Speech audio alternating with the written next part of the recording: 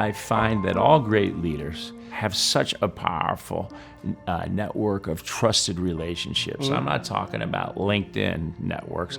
I'm talking about friendships and building trust. And in our lives, we don't have a lot of time, so it's almost how fast can you build trust divided by time. One of the ways is just to be vulnerable with people.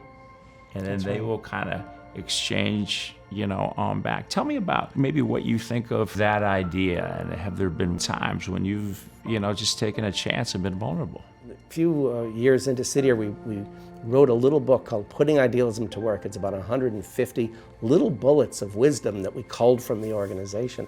And one of them is admit mistakes freely. Because if you admit mistakes freely, especially as a leader, it allows others to feel like they can admit mistakes, and Absolutely. we can just get beyond all that and say, what really works here? Right. And no one has to sort of feel like I got to cover for this or that. Right. And so I like to go out of my way to say, I used to think of it this way, and I was wrong, and you just proved it right. And I try to remember in meetings, like when something really goes right that someone else had proposed, and I was originally thinking something different. I try to remember, I was on the other side of that one, remember? And you had it the right way, and people appreciate that you remember that. Right.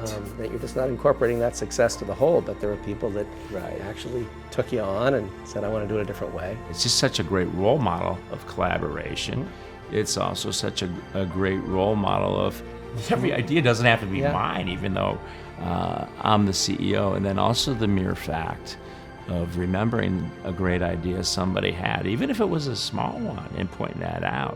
Those are kind of action words for I really appreciate you. I appreciate your thoughts. I think the other thing too is to the degree that it's not about you as the leader. It's about everybody being part of something larger than themselves. Right. And leaders have to get out of the way on those situations.